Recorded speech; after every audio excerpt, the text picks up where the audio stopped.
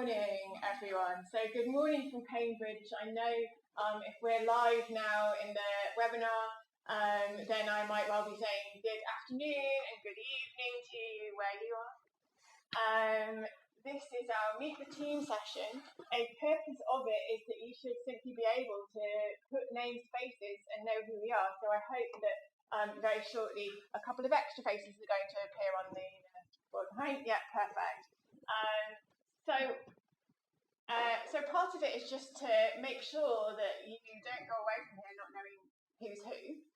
And we have taken some advanced questions in order to try to do that mindful of your curiosity.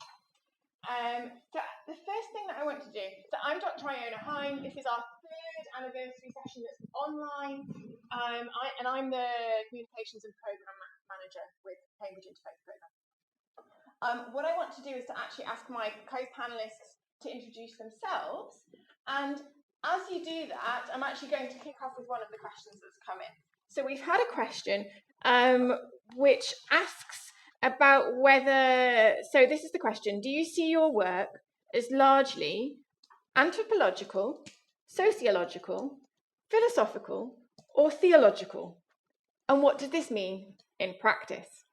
So please, I will call on you by name, but tell us who you are, tell us what your role is, and give us some kind of a response to that question. And I'm actually going to start, I'm going to go alphabetically. So Anastasia, our newest colleague, who is actually in Singapore at the moment, please would you take an attempt at that first question?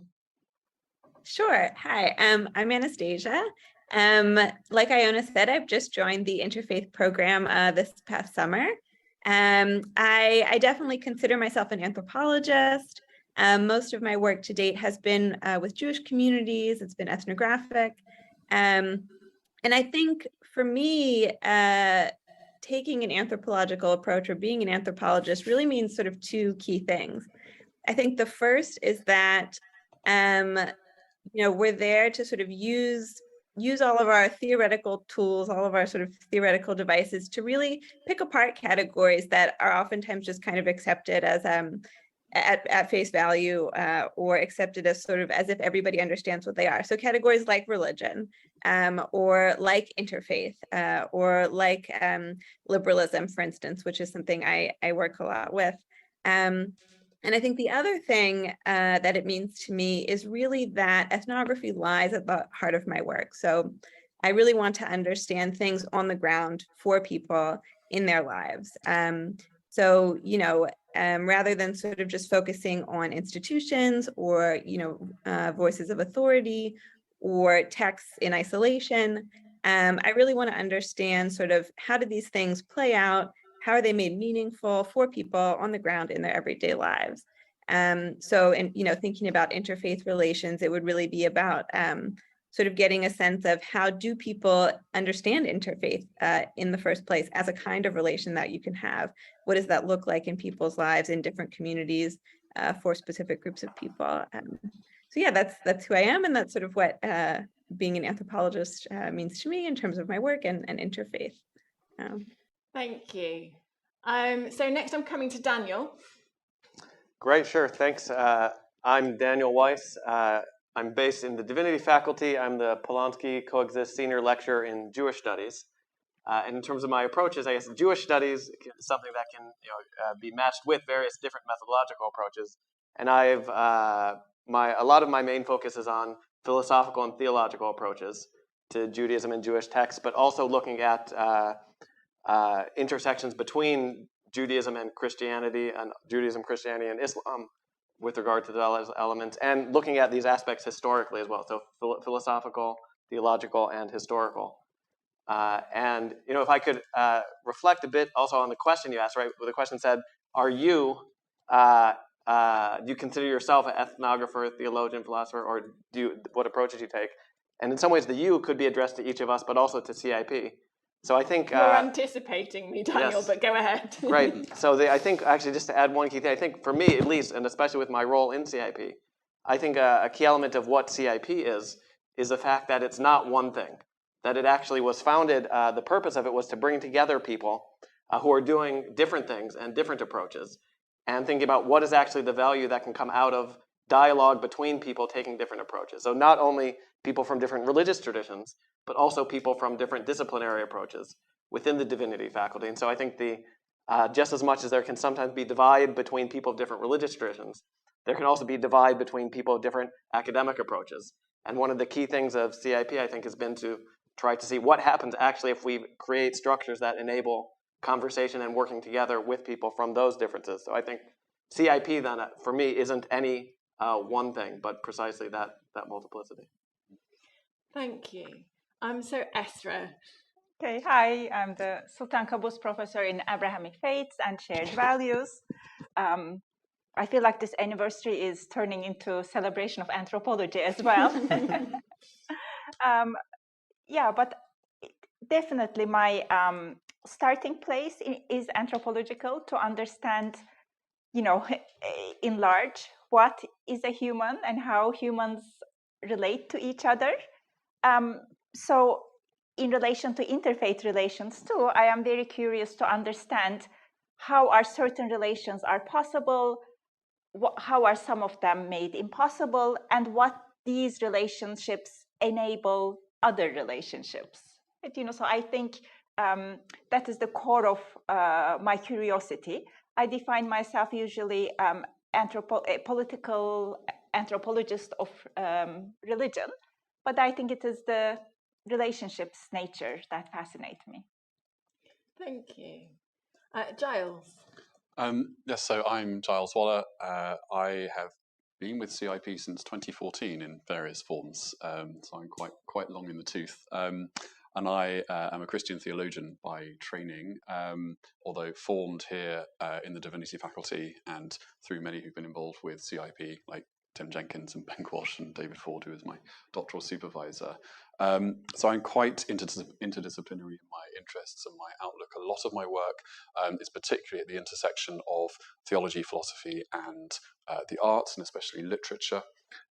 So I, for example, run a big second-year paper in theology and literature, which for the last 2 years I've been doing with a colleague in Jewish studies, and we've been teaching the paper dialogically and thinking about dialogue and forms of dialogue within the novel and how that plays out in thinking about ethics, philosophical and religious ethics, and interreligious dialogue.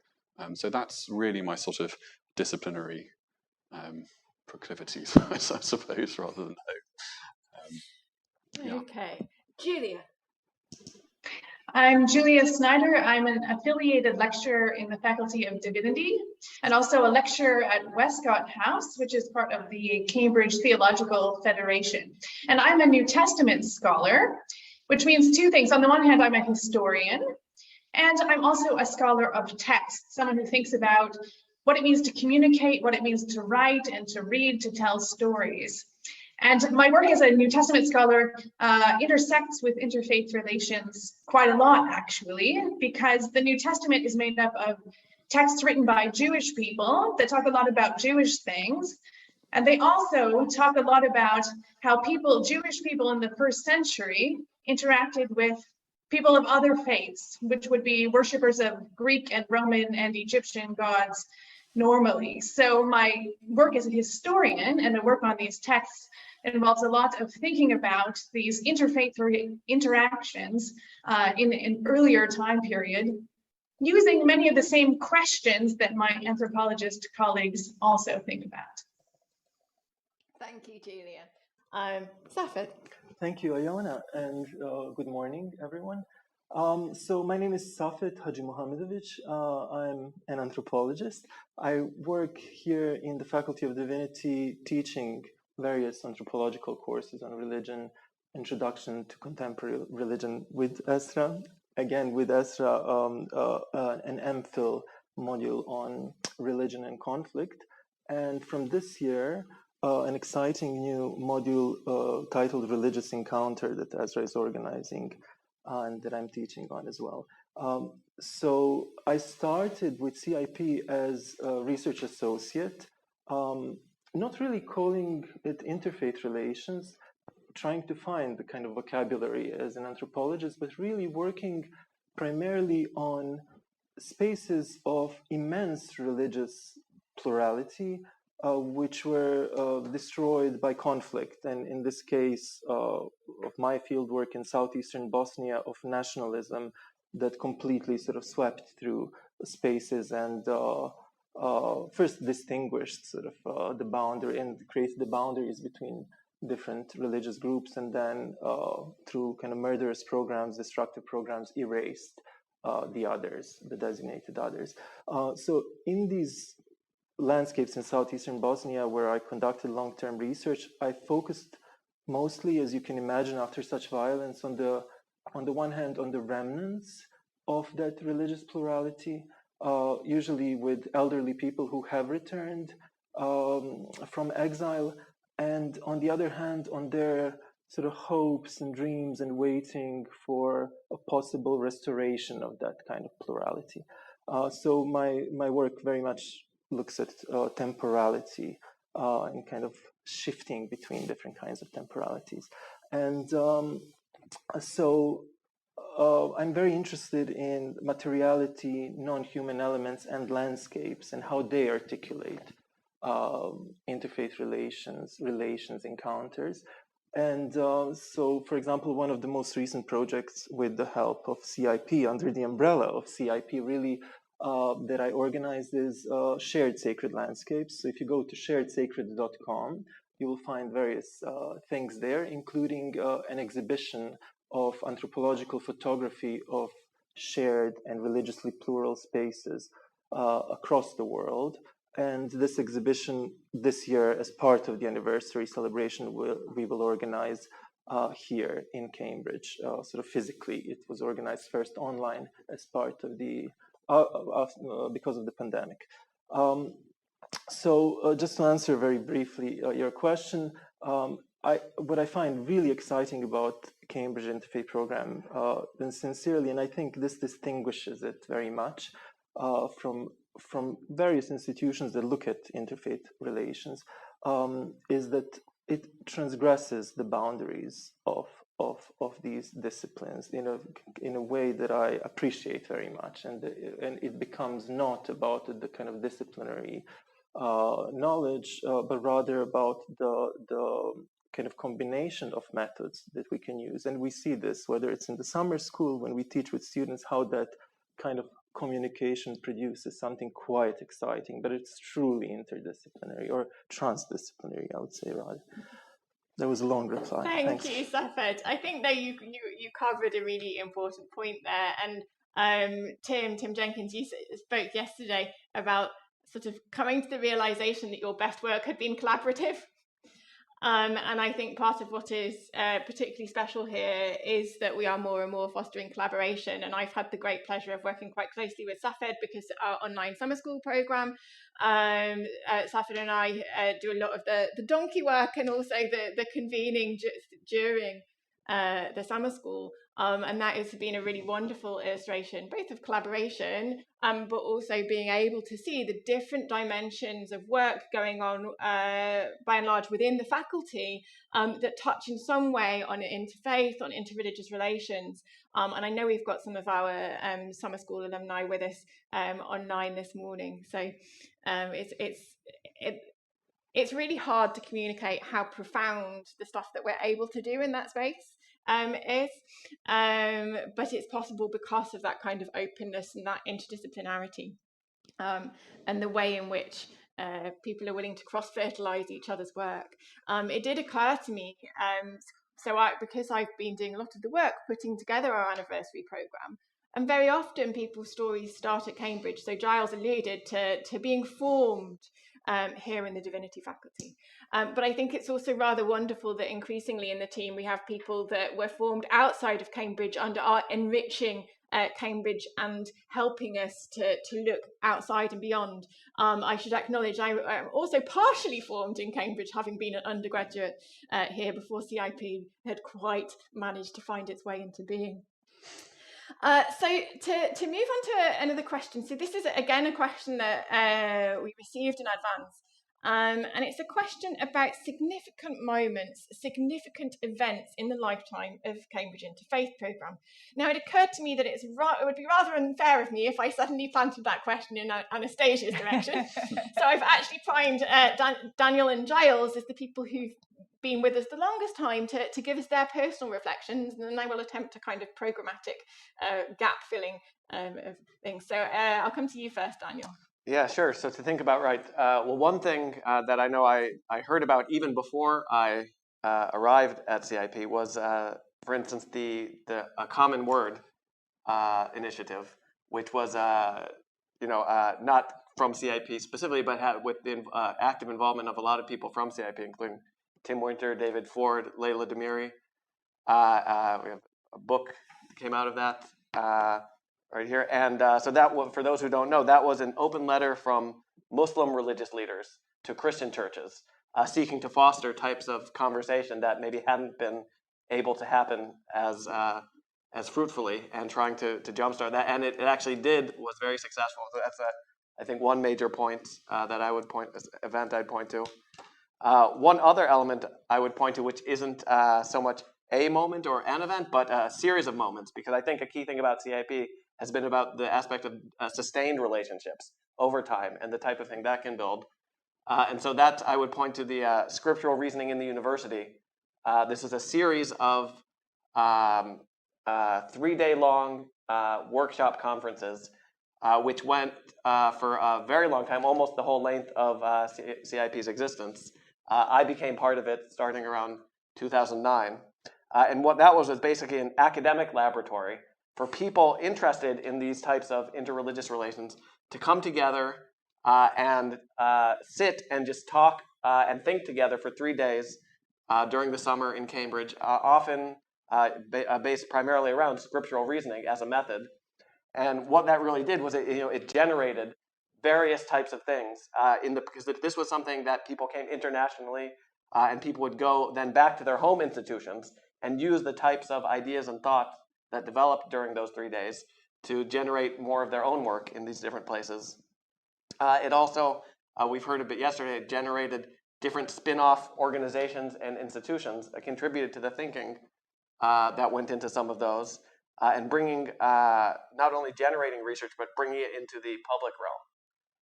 And we'll hear, I think, a little bit later about the Scripture and Violence Project, which is the most recent spin-off element from out of those conferences. And there's the one other element I would add, I think, is the sort of along the same lines of different types of academic conferences that have come out of the CIP nexus, bringing together people not only from Cambridge, but from different institutions together. So I just bring some books, the fruits of some of those. So this is a conference, a semi-hour conference I co-organized with Gorazd Andrech, who was linked with the Wolf Institute at that time on interpreting interreligious relations with Wittgenstein. And so that aspect, bringing the philosophical elements, but then looking across different religious traditions. This one, we have a book on Tzimtzum and modernity with a conference co-organized myself and Agathe Bialik-Robson. We can pass them around. And that was really looking at elements of Jewish mysticism and the way in which it shaped early modern philosophy up through the 19th and 20th century. So this aspect of Jewish and Christian interrelation, but bringing in this question of philosophical thought and how those went together. And then one conference product that came specifically out of the Scriptural Reasoning in the University conferences is the book Scripture and Violence, which again we may hear more of, and the spin-off from that. But that was this was a product. This is sort of the direct from the Scriptural Reasoning in the University. It was people presented the papers at SRU and discussed them through Scriptural Reasoning as well, and essays that then were generated out of that. So again, I think CIP has been fruitful in creating these collaborations with different people, and then the academic research that's come out of it. So those, I think, again, as these sustained moments I would point to. Thank you, Daniel. Giles, what will you bring as your kind of highlights or significant moments? Gosh, well, there's a few. I mean, we spoke a little bit yesterday about the summer schools at Mattingley Hall, and I was involved in the last two of those, and those were real highlights for me to see genuine transformations happening some difficulties along the way, but very, very worthwhile. In terms of some of our partnerships that we've been involved with and which I've led on, I think particularly for me, being involved in the British Museum exhibition in 2015 around Egypt in the first millennium. I think the title was eventually Egypt, Faith After the Pharaohs. So this is, everything once the pyramids and the mummies are sort of been passed through. And it was a really interesting collaboration because they approached us wanting to think a little bit more about community engagement and how they might take some of the very obviously and very powerful interreligious themes of the exhibition. Relations between Jews and Muslims and Christians in first millennium Egypt, and think about how we can learn from those in the present day. So we were involved in an interesting program of activities, a lot of scriptural reasoning and various other public talks and public events. Also, interestingly, in helping them think about the text for the exhibition. So in the very first room that you came into, in the first sentence, they wanted to know what we thought about the interreligious implications of the statement, Jews, Christians and Muslims worship one God. And so we helped them just slightly finesse that without it becoming too unwieldy or cumbersome. So that was quite a highlight. I also think back to some of our collaborations and events held at the Greenbelt Festival. I see Rosie is here, and I know you were at some of those. So I wasn't at the most recent Greenbelt that's just happened, but the last time it happened in 2019, ran a session on actually the Scriptural and Violence Project, having been involved in the original Scriptural Reasoning University conference that came out of, and that was really very enjoyable and worthwhile. So yeah, those are a couple of highlights. Thank you. So one of the things that occurred to me as I tried to think about this question, as someone who is relatively newly part of the team, so I joined CIP last July 2021, and pointed out that this was going to be our 20th anniversary. So this is my doing. That's how you got the job. Wow.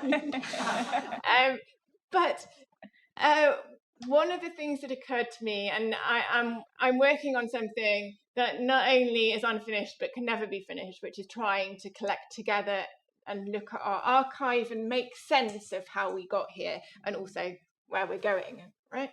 And one of the things that struck me as significant and where I can quite easily express why is each time that someone decided to believe in and invest in what Cambridge Interfaith programme could be.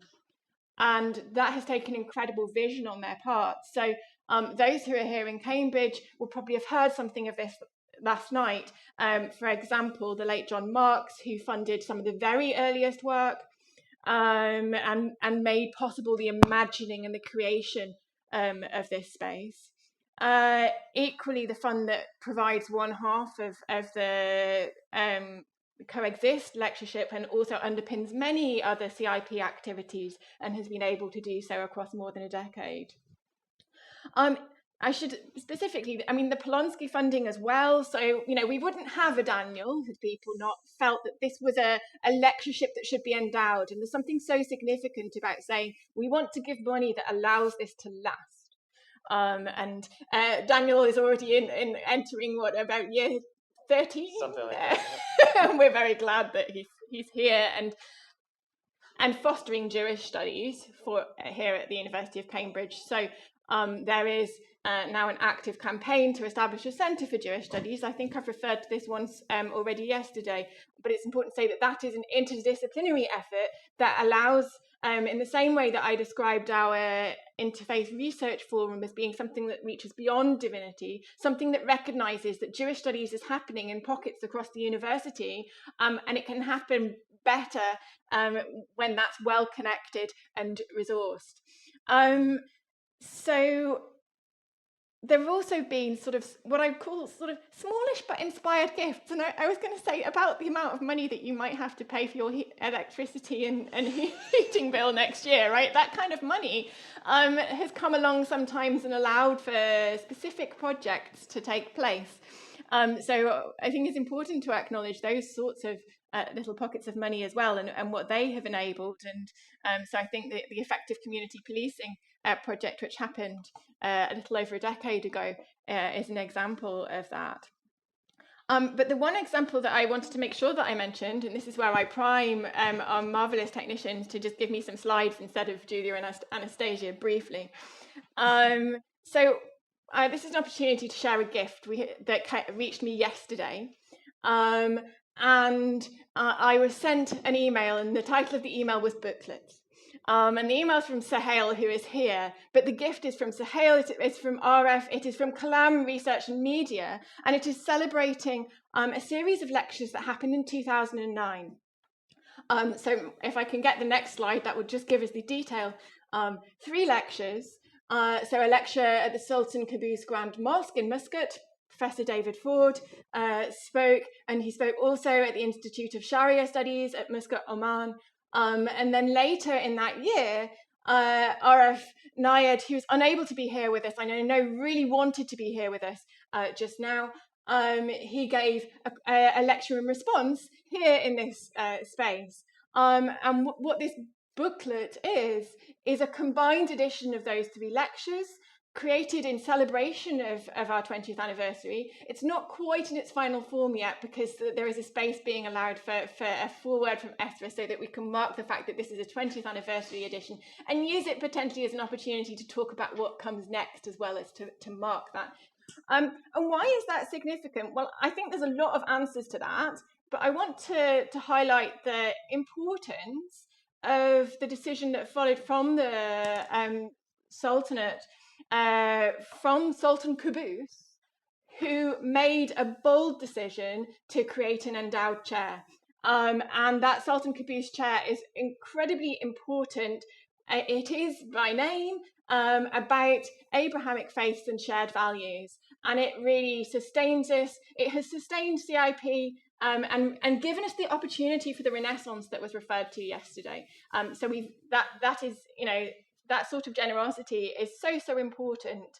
And without all of those examples of generosity, we wouldn't have got the other significant moments to talk about. So I wanted to kind of make sure that we mentioned and acknowledged that. I should just allow, so there are another couple of slides which give us a visual, whether it's a reminder or a sense. So this booklet is wonderful because it doesn't just give us the texts, it also gives us, so these are fantastic. If I can get the next slide as well. So I haven't put all of the photographs in, but I did just want to give a sense, because it captures some of the people that aren't necessarily able to be here today. As an example, I think we've got Nick Adams down there, just sort of in this space, another former director, academic director, and an important person in the history of CIP. So having done my due diligence in respect of acknowledging those kind of significant moments, I actually want to shift us to a different question, because I felt the historic one was one where I could target it in particular places, but I also think it's good to hear a little of what's been significant for those who have joined more recently, and also perhaps what we're excited about into the future, so what we think is going to be significant. So I'm gonna start here with Safet. He's looking at me really shocked and surprised. So I'll give him a thinking moment. But what is there that has either happened in the sort of we about approaching 3 years that you've been involved with the program? Mm-hmm. What's happened, and or what is there that's going to happen that feels like it should be a significant moment to be celebrated? That's an excellent question. I think so many wonderful things since I joined CIP, and I'm most excited about some of the plans that we have.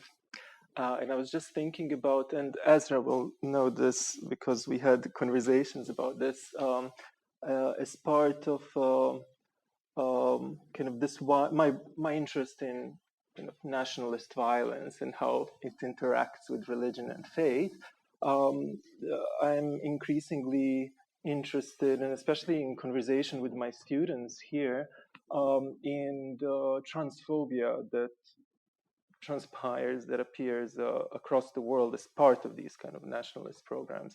And so what I would like to do kind of over the coming year, and I'm already in conversation with some fantastic colleagues, is to kind of organize a seminar series on trans cosmologies and to really think about trans lives across the world and how they're shaped through faith, very often interfaith relations, in this kind of very rich, religiously plural context, but also in relation to the politics of religious nationalism, exclusivism, and so on. And I just wanted to mention, I was thinking of another project that several of us from CIP were involved in, and it's really a Faculty of Divinity project called Cambridge in Your Classroom, which brings sort of mini lectures to high school curriculum here in the UK, so that students actually engage with some philosophical, anthropological questions. So I was thinking of the figure of Al-Khidr, the green one, or St. George, depending. So this kind of shifting green figure that really is syncretic and belongs to religiously plural landscapes from India through Palestine to Bosnia and the UK. And there was also a video about the question of gods. There was Daniel, you did one. What was your? Does God have a body? I think. Does God have a body? Yes. So lots of these kind of on gender and so on, but kind of to engage high school students. I mean, I wish when I was a high school student that I had this kind of engagement. So this was really exciting for me because it really is, at once deeply about our research, but also about the kind of engagement where you see also the impact quite soon. And then this is also what we are now working on with the Shared Sacred Landscapes exhibition, to really bring students to the exhibition and to have workshops related to the exhibition, so that it becomes more than just some archived research that academics only get to see, but really kind of that it expands conversations on different levels. Thank you. I'm going to come to Julia next, please. So highlights. One thing that I really like about CIP is the fact that it's based at a university. So we have this outward-facing aspect where we're interested in helping change the world in a certain way, but also academics who are doing research, which would apply to all of us. And I'm very excited about ways that those are increasingly being connected. So some of our academic research that's going on at the university can also be disseminated or used in broader contexts. And this we partly have been developing through partnerships with other people, other organizations, and I find those partnerships very exciting. One of these, for example, involves this Scripture and Violence project, which has been mentioned several times, where we look at the relationship between violent-sounding scriptural texts in the Bible and in the Quran, and real-world acts of violence. Is there a connection between the two? Why do people think that people who love scriptures and consider them sacred are more likely to act violently than other people? That's our project.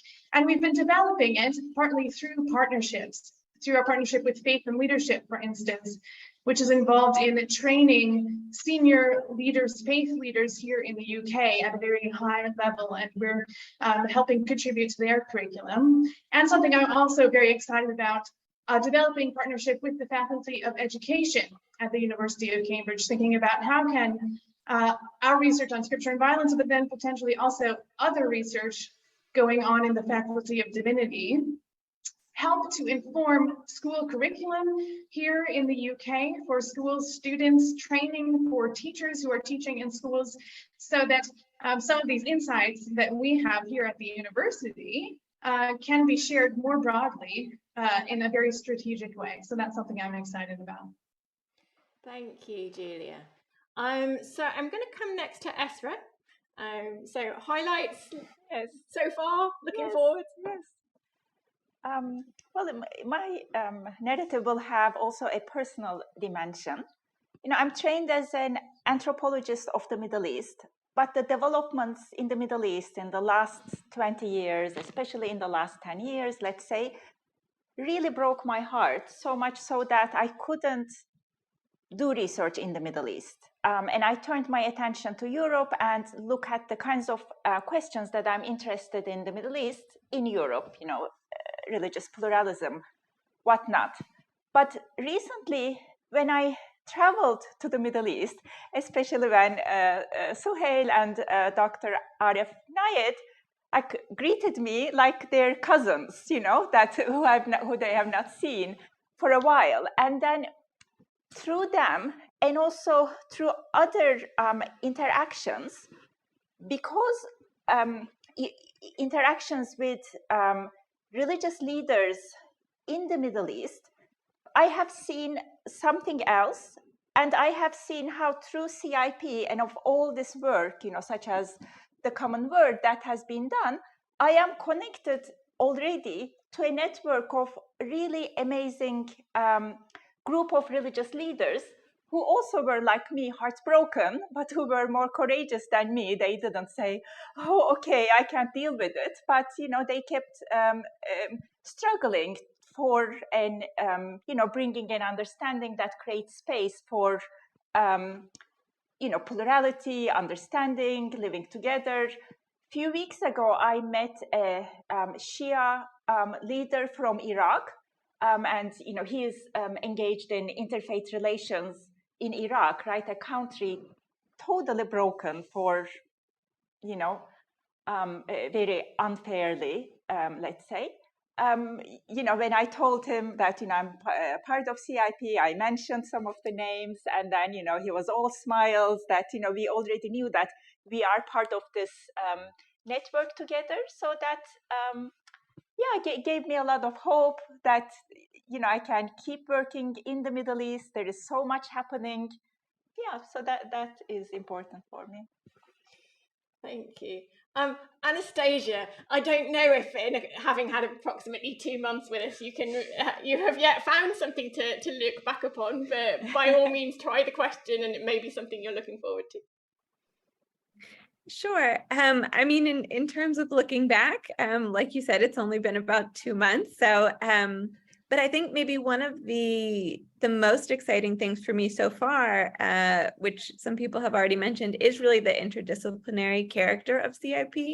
I think, sometimes we really get stuck in our little disciplinary silos, but just the conversations I've been able to have so far and the work that I've heard about people doing here, it's so exciting. I mean, I think this kind of working across disciplines really fosters like the most interesting questions and the most sort of novel and exciting possibilities for research. So that's been really cool. And I think looking forward, something that I hope will sort of play out and that I'm looking forward to that I've been speaking about with Esra is possibly doing some research that brings together one of my old research contacts, Luxembourg, with the UK, and to sort of do some comparative work there because, Luxembourg is not a place that's on a lot of people's radars, but I think actually there could be some really interesting and fruitful work to be done there. These are two places that I think maybe have more in common than would maybe come to mind immediately. So looking forward, I think that could be really cool. I think, it could also help bring this interfaith conversation to Luxembourg in new ways. And it's a place that's really sort of struggling at the moment to think about how to talk about religious communities and religious diversity and how to manage those. So I think that could be a really interesting partnership there. Yeah. Thank you. So Daniel and Giles, I'm going to give you a chance to have a sort of brief response to this one because you obviously got an extra question already. So Giles, what would you want? So I might just highlight 3 things, if that's okay, but very, very quickly. And they're all collaborations with wonderful colleagues. The first is a new involvement with this newly founded legal Centre in Cambridge for Origins of Life, which our colleague Dr Andrew Davison, who's a lecturer in theology and natural sciences, is involved in. And we're hoping to put together a series of conferences over a number of years, actually thinking about the conceptualization of matter and materiality in different religious traditions. Theology and science has been very much dominated by Christian theologians, so I think it would be quite interesting to try and widen the perspectives on that and engagement with scientists. So that's the first thing. The second is looking to my colleagues on my left and thinking about some of my own interest in the relationship between theology and anthropology. And Tim mentioned yesterday that very often these have been centered on single traditions, should we say. So trying again to move some of those conversations into more interreligious spaces is one of the things that I'm very keen to do. So I run the faculty research seminar in interreligious relations, and that's one of the things that I want to try and pursue there. And then thirdly, just very briefly, my own project that I'm beginning to develop this year, and that's really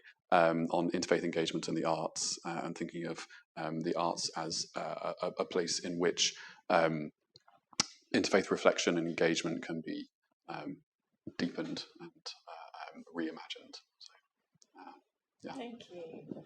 Daniel. Sure. Well, I think I've been involved with the Scripture and Violence project, and there's things that are exciting going forward from that. We already heard from Julia about those, so I won't repeat that. But in terms of one other element, which Iona mentioned briefly, of the aspects of development for Jewish studies within the university, and specifically in relation to CIP as well, that as a interdisciplinary, intercultural, interreligious forms of research that so I've been working with, especially with Jim Aitken and this faculty, and Yaron Peleg in the Asian and Middle Eastern Studies faculty, for working together for building towards this Center for Jewish Studies. And we're already then developing other projects in relation to CIP. We have coming up at the Cambridge Alumni Festival an online event where we'll be looking at Jewish studies and Jewish communities and interaction with other religious and cultural groups in Europe, Asia, and Africa. So this element, and also including Anastasia and myself. So we'll see just the way in which that's going to be bringing the geographic elements, geographic diversity of these interreligious engagements in new ways. So that's what I. Great, and I think that specific event, I minded to kind of add that the third speaker in that is Vanessa Paloma Elbaz from the Faculty of Music, an ethnomusicologist, and one of our new affiliates that's made possible by the Interfaith Research Forum. And it's really nice for us to be able to think about putting on those kinds of events that that take us even further in interdisciplinary ways. And it might be unfair to the University of Cambridge to say that it's there is an extent to which, because students can only study one subject at a time, it is more than other universities possible to stay in your own faculty and to stay in your. So it's really nice to build those opportunities to make sure that we're doing something that goes beyond that. Okay. Daniel, I was going to say, don't forget my work about the Muslims and the Holocaust when you're thinking about Yes, this. no, this is Okay. exactly. Actually, the within our faculty, the elements of collaboration. So it's just with Esra and myself. So Esra has, as she says, worked on the reception of the Holocaust in amongst Muslim communities in Germany, and the way in which the Jewish and Muslim interaction. We're actually co-teaching this coming year a new MPhil module on, I think we titled it Anti-Semitism and Islamophobia in, quote, Christian Europe. And so looking at these elements of both Jews and Muslims as minorities in Europe, and in relation to Christianity as the more dominant culture, and just the various elements of that. So I think that, again, this element for going forward is really exciting. Well, and that reminds me to say that sometimes I find my colleagues aren't good enough about telling me about the extra things they're doing, and occasionally we're guilty of drawing boundaries that I'm not sure should be there, because so a couple of the other channels that we have received funding from, or at least Esra has got us funding from, include the DARD Hub. So the German federal government supports hubs for research outside Germany, one of which is here at the University of Cambridge. So this summer we had the first of a series of 3 conferences on the racism and anti-Semitism and Islamophobia, and that's a conversation that will be moving forward. And equally, we have just agreed a second round of funding with the Calouste-Gulbenkian Foundation that's doing some work in international relations in some difficult spaces, and also helping us build some relationships with policymakers that are that look quite exciting. So, you know, there are all kinds of things going on, and too much for us to go into detail on. We've got a very few minutes left, and so the question that I think I'm going to pick out, but with the acknowledgement that there is no way we can get into it in depth with the sort of 8 minutes or so remaining, is one around our relationship with civil society. So I'm not going to sort of cover the question in depth because it's quite a detailed question, but it's about what does civil society, including religious actors within secular countries, where does civil society fit into what we're doing and what we're about? And that question has come with a particular reference to the Global Exchange on Religion and Society, which is an EU programme active at the moment. I'm conscious because the question also in its full form touches on social inclusion, societal resilience, and that it's appropriate to mention that the reason that Anastasia is in Singapore is because she's attending on our behalf the International Conference on Cohesive Societies. So this is something that we're obviously engaging with, but I'm going to invite my colleagues to let me know if they'd like to sort of speak to that question around CIP and civil society. I could say a bit. Go on, Dan. No, just to say, I mean, both historically and for the future. I mean, we've heard about the project previously with the police. We've done things with prison chaplains.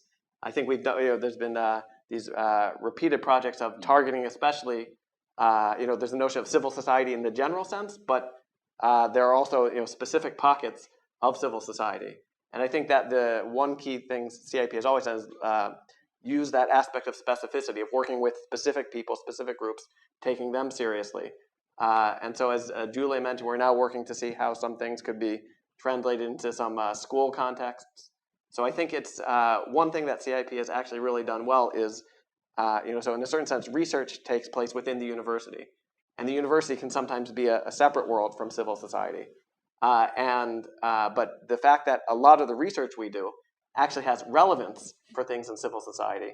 But a lot of times academics could find it harder to figure out how to make that bridge and connection. And I think that's one thing that CIP has really done well, is developing ways of translating that research into civil society. And I think so that's what we're planning to continue to do with the Esra's Religion and Global Challenges initiative. So I think this is, in some ways, civil society has been part of almost every element of CIP. You know, in one sense, you have once you start talking about Jews, Christians, and Muslims engaging together, but where are they engaging? They're engaging not in outer space, but within civil society. And so I think that interfaith, interreligious part should and has for us always brought in that civil society location. So that's what I would say. Yes, if I may add, I think this question becomes particularly interesting if we think about our partners, and some of who are in the room. So I know we're partnering with the International Forum Bosnia on various projects, who over 2 decades are organizing as the largest non-governmental organization in Bosnia, working on interfaith relations, various projects. So I'll go to Ambra for questions about that. Daniel Molin-Stojak, when I mentioned, I just noticed that you're here. So when I mentioned Cambridge in Your Classroom, you and Danny Redhead organized this. So if you have questions about Cambridge in Your Classroom and really kind of those links between high schools in the UK, the curriculum and the faculty and what's being done, go to Daniel for those questions. I just wanted to make sure that I mentioned. That being said, so I'm going to take a chance in the last couple of minutes left, and that's because we had a question that came through around thinking beyond the habitual peace and conflict framework of interfaith studies. And I feel that between perhaps Esra and Safet, there might be an interesting short reflection on that question. Yeah. What does it mean to think beyond peace and conflict as a framework for interfaith studies? Okay. Well, I was going to pose it as a question at the next panel, but I think I stole it. You stole it. yeah, I guess me and Safet are most dedicated, right, to because when you look at interfaith relations as they are happening, it is not a tool to promote peace. It just happens, and many things happen, right? People love each other, people kill each other, people get married, people turn into each other, they convert, whatnot. So much is happening when you pay attention. So it is, I know, okay, it is great, we need all the tools we need in the world to promote peace, but when we just see it as a tool to do something, I think we are doing injustice to it. But Safet, Esra has this beautiful sentence that I actually stole and repeated a couple of times, and it really is true. It's just something that we don't usually think about, that interfaith relations are not the exception but the norm. Really, if you think about kind of various kinds of geographies, of course, with immense challenges constantly, including the nationalism that I mentioned several times today. But then to think really about interfaith relations in terms of coffee, everyday coffee. This is, for example, how I've approached, amongst other things, not simply in terms of kind of a representatives of religious community meeting and forming the common word and so on. These are initiatives on different levels, and they're governmental management initiatives, right? But then there are spaces, for example, these sacred landscapes where kind of into the tissue of relations and landscapes of the calendar, interfaith relations grow, and into that coffee that people share just every day. And kind of, if you kind of think about this longue durée, as Brodel would say, kind of how those coffees kind of slowly kind of amalgamate towards something, and those conversations that are kind of invisible to the kind of these tides of history, yet they really change how people think, and they form kind of new ways of thinking and syncretic thoughts. This is what I find really exciting, and then it's not about promoting. I'm going to cut you off because okay, just let me just this one sentence. So it's not about promoting interfaith relations as a kind of an ideological, some kind of value thing, but rather thinking really what it is for people, and then that's why I think it's kind of exciting. Thank you. Thank you. So we are about to hit the hour. I'd like to thank the panelists all very much. And just before I elicit sort of rounds of applause, I think it's, of course, I think it's significant because I manage our communications, but I think it is significant that the sort of strapline that we're working with now in relation to our 20th anniversary is catalyzing interreligious inquiry.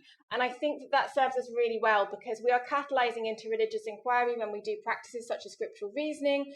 We are catalyzing interreligious inquiry when we try to think quite hard about the terms that we use and what does it mean. Should interfaith have a hyphen or not? Big discussion. So I feel like there's something very important that underpins. But I also feel like I've given you a small trailer for what's coming up from 11:30 onwards. It's in the same Zoom webinar, so if people are with us at this point, they're welcome to kind of simply sort of step away from the computer but remain in the Zoom. But I look forward to seeing you all back here in this room for our session that is on between religion and theology in half an hour. Thank you, Iona.